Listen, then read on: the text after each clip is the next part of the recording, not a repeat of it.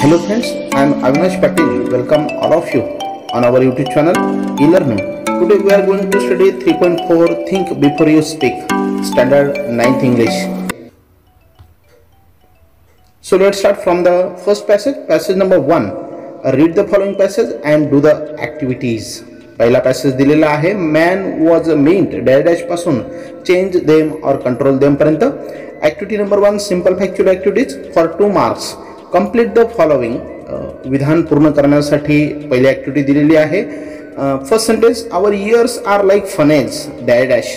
तर त्या ठिकाणी आपण परिच्छेदच्या सहाय्याने because there is no door which you can close them अशा प्रकारे अर्थपूर्ण वाक्य तयार करू शकतो. Second one, the 2 rows of teeth are like a fence because every word you speak must pass through this wall of teeth. Third one, the 2 lips are like a fence because before a word can be spoken it has to pierce through these 2 walls. And number 4, once you have spoken word you cannot get it back. अशा प्रकारे 4ही sentences आपण complete करू शकतो. Now activity number 2, दुसरी activity जी दिलेली आहे complex factual ऍक्टिव्हिटीवर आधारित. What does the narrator tell you about the 2 fences that you have to pass before speaking a word. शब्द बोलण्याच्या अगोदर, उच्चारणाच्या अगोदर या ठिकाणी लेखकाने आपल्याला 2 फेन्सेस संदर्भात सांगितलेले आहे. कुंपणांसंदर्भात तर ते काय सांगितलं ते त्यांनी विचारलेलं आहे. त्याचं उत्तर आपण परिच्छेदाच्या साह्याने अशा प्रकारे लिहू शकतो. The narrator tells us that if you have to speak even a single word that word must pass through 2 fences means walls. The first one is of our 2 rows of the teeth and the second is of our 2 lips. Before a word can be spoken it has to pierce through these 2 fences or walls. Therefore we must think carefully before we utter a word or speak something. अशा प्रकारे आपण complex फॅक्च्युअलचं उत्तर परिच्छेदाच्या सहाय्याने लिहू शकतो. The next activity number 3 which is depend on vocabulary. व्होकॅब्युलरीवर आधारित तिसरी ऍक्टिव्हिटी आपण पाहणार आहोत. Write from the passage the words related to our body parts. आपल्या बॉडी पार्ट्सशी रिलेटेड शब्द या ठिकाणी लिहायला सांगितले आहेत आणि ते परिच्छेदामधून आपण लिहू शकतो. माउथ, इयर्स, टीथ आणि lips. Then second one, write 4 words that have un as prefix. Example unspoken. ज्या पद्धतीने अनस्पोकन या शब्दामध्ये अनप्रिफिक्स जोडून एक नवीन शब्द तयार झाला आहे त्याच पद्धतीने अनप्रिफिक्सचा उपयोग करून नवीन शब्द त्यांनी लिहायला सांगितले आहेत आणि ते आपण अशा प्रकारे लिहू शकतो. Unaware, uncertain, uncommon, unclean. Next activity number 4, activities based on contextual grammar. व्याकरणावर आधारित activity. Make 2 sentences of your own with each of the words given below using the same word as a noun in one and as a verb in another. या ठिकाणी दिलेल्या शब्दाचा 2 वाक्यांमध्ये आपल्याला उपयोग करायला सांगितलेला आहे. ॲज अ नाउन म्हणून एक वाक्य आणि ॲज अ व्हर्ब म्हणून दुसरं वाक्य. अशा प्रकारे पहिला शब्द दिलेला आहे चेंज आणि चेंजचं आपण पहिलं उदाहरण या प्रकारे लिहू शकतो. वाक्य, he experience a big change in his life. या ठिकाणी चेंज अंडरलाईन केलेला जो शब्द आहे तो ॲज अ नाउन म्हणून आलेला आहे आणि दुसऱ्या वाक्यामध्ये she change her mind and join them. या ठिकाणी चेंज हा जो शब्द आहे तो ॲज अ व्हर्ब म्हणून आलेला आहे. Second word show. शो या शब्दाचं सुद्धा पहिलं उदाहरण आपल्याला सांगता येईल. The young boy hosted the television show. या ठिकाणी SHOW अंडरलाईन केलेला शब्द जो आहे शो तो नाउन म्हणून आलेला आहे. And second one, they show us the way to the post office. या ठिकाणी शो जो आहे कर्त्यानंतर आलेला, दे नंतर आलेला तो ॲज अ व्हर्ब म्हणून आलेला आहे. नेक्स्ट ऍक्टिव्हिटी नंबर 5, पर्सनल रिस्पॉन्सवर आधारित activity. Was Desirel trying to give a scientific reason? Was he only trying to give a message in a light hearted but effective way? या प्रश्नाचं उत्तर, आपलं मत त्यांनी या ठिकाणी लिहायला सांगितलंय. Was Desirel trying to give a scientific reason. त्याचं शास्त्रीय कारण देण्याचा त्यांनी प्रयत्न केलेला आहे का? Was he only trying to give a message, का फक्त त्यांना संदेश दिलेला आहे in light hearted but effective way, एक परिणामकारक मार्गाने त्यांनी एक संदेश देण्याचा प्रयत्न या पाठाच्या माध्यमातून केलेला आहे. अशा प्रकारे या प्रश्नाचं उत्तर आपण आपल्या शब्दांमध्ये लिहू शकतो. Disraeli was not trying to give any scientific reason about a man having 2 ears and 1 mouth.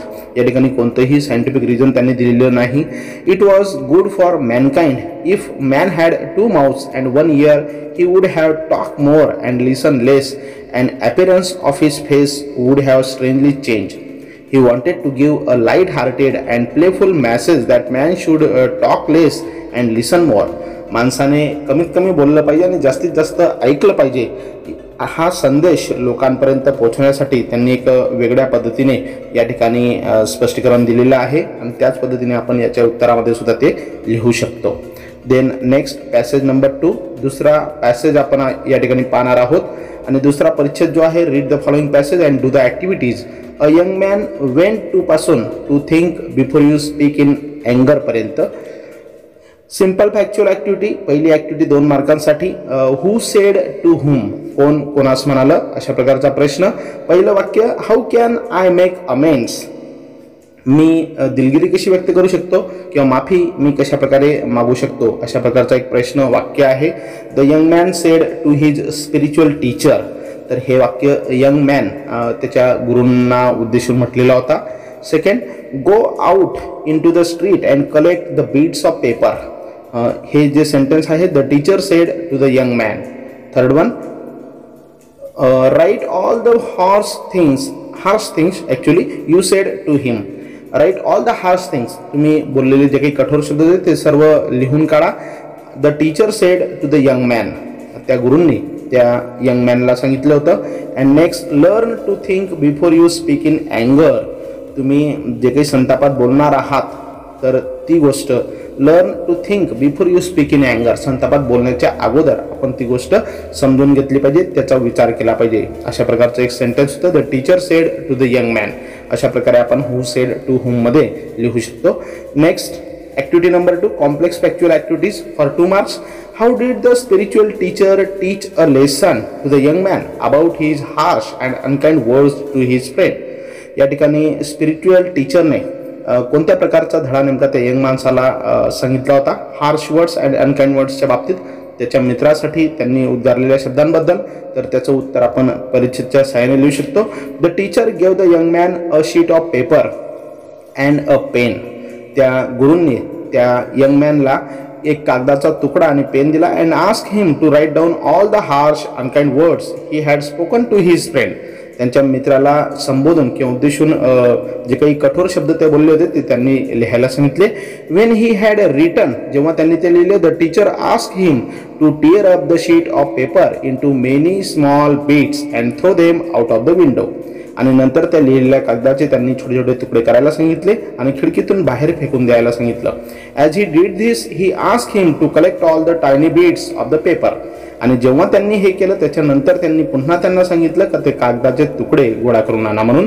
The young man tried his best, त्या तरुण माणसाने त्याच्या परीने खूप प्रयत्न केला, but could not collect a single torn bit of paper, परंतु एकही कागदाचा तुकडा त्यांना आणता आला नाही. Because they were scattered far and wide, कारण ते वाऱ्यामुळे इकडे तिकडे खूप लांबवर विखुरले गेले होते. The teacher told the young man that the spoken words are like the bits of paper. अशाच प्रकारे आपण बोललेले शब्द असतो, they can not be taken back and advise him to think before he spoke, आणि ते सुद्धा आपण अशा प्रकारे परत आणू शकत नाही किंवा मागू शकत नाही. म्हणून अशा प्रकारे आपण कुठलीही गोष्ट किंवा कुठलाही शब्द बोलण्याच्या आधी आपण विचार केला पाहिजे, अशा प्रकारचा सल्ला ते त्याला शेवटी देतात. अशा प्रकारे कॉम्प्लेक्स फॅक्च्युअलमध्ये आपण त्याचं उत्तर लिहू शकतो. नाव activity number 3, activity based on vocabulary. याच्यामध्ये पहिला प्रश्न दिला, match the following words in column A with their antonyms in column B. Opposite वर्डची या ठिकाणी पेअर दिलेले आहेत आणि त्या आपल्याला करेक्ट पेअर त्यांनी मॅच करायला सांगितलेले आहेत. ए आणि बी 2 कॉलम्स दिलेले आहेत. पहिला शब्द दिलेला हार्श म्हणजे कठोर, त्यासाठी ऑपोजिट वर्ड आपण सॉफ्ट लिहू शकतो. दुसरा अर्लियर, त्यासाठी लॅटर. थर्ड वन डिफिकल्ट, त्यासाठी easy. And fourth one wide, narrow. अशा प्रकारे 4ही शब्दांचे उत्तर आपण या ठिकाणी लिहिलेले आहेत. परिच्छेदच्या सहाय्याने त्यांचे ऑपोजिट वर्ड्स आपण लिहू शकतो. Then activity number 4, activity based on contextual grammar. या ठिकाणी व्याकरणावर आधारित activity. Make 2 sentences of your own with each of the words given below using the same words as a noun and as a verb in another. त्याच पद्धतीने एक शब्द दिलेला असेल त्याचं ॲज अ नाउन म्हणून एक सेंटेन्स आणि ॲज अ व्हर्ब म्हणून दुसरं एक वाक्य, अशा प्रकारे त्या शब्दांचा उपयोग त्यांनी करायला सांगितलेला आहे. पहिला शब्द दिलेला आहे थ्रो. थ्रो मीन्स फेकणे. The naughty boy throws stones at a dog. या ठिकाणी थ्रोज हा शब्द वापरलेला आहे आणि तो ॲज अ व्हर्ब म्हणून या ठिकाणी कार्य करतो. म्हणजे या वाक्यामध्ये आलेला थ्रो हा शब्द क्रियापद आहे. Second one, the wicket keeper could not catch the throw properly. या ठिकाणी थ्रो हा शब्द नाउन म्हणून कार्य करतोय. सेकंड, दुसरा शब्द रिटर्न, आणि या रिटर्न संदर्भात पहिलं वाक्य आहे he will return from Pune soon. या ठिकाणी रिटर्न हा शब्द व्हर्ब म्हणून कार्य करतोय. And I shall meet him on his return from London. या ठिकाणी रिटर्न हा जो शब्द आहे तो ॲज अ नाउन म्हणून आलेला आहे. अशा प्रकारे आपण कॉन्टेक्च्युअल ग्रामरवर सुद्धा या ठिकाणी दिलेली ॲक्टिव्हिटी आपण सॉल्व्ह करू शकतो. Next activity number 5, personal response for 2 marks. What do you do when someone speaks to you angrily? Do you also speak angrily? जर कोणी तुमच्याशी संतापात बोलत असेल, रागाने बोलत असेल, तर तुम्ही सुद्धा त्यांना तसंच प्रत्युत्तर देणार का? याचं उत्तर आपण आपलं स्वतःचं मत अशा प्रकारे मांडू शकतो, लिहू शकतो. When someone speaks to me angrily, जर कोणी माझ्याशी संतापात बोलत असेल, I try to keep my calm, तर मी त्यावेळेस शांत असेल. Because I know that angry words lead to quarrels and fights. कारण मला माहिती आहे संतापात बोललेल्या शब्दांमुळे भांडण होतं. फायर ऑफ अँगर always takes a bad turn and becomes worst. आणि संतापात बोलले गेलेले शब्दांमुळेच या ठिकाणी वाईट परिस्थिती उद्भवत असते, एक वेगळं वळण त्याला मिळत असतं आणि त्याचं रूपांतर भांडणामध्ये होत असतं.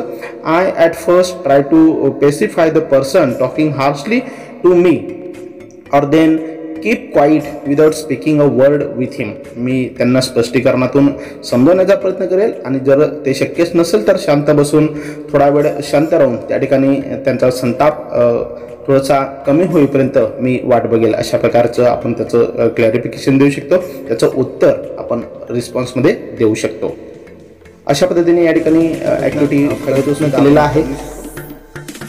नक्कीच मित्रांनो, आपल्याला जर हा व्हिडिओ आवडला असेल तर या व्हिडिओला लाईक करा, जास्तीत जास्त आपल्या मित्रांपर्यंत याला शेअर करा आणि माझ्या यूट्यूब चॅनलला सबस्क्राईब देखील करा. धन्यवाद.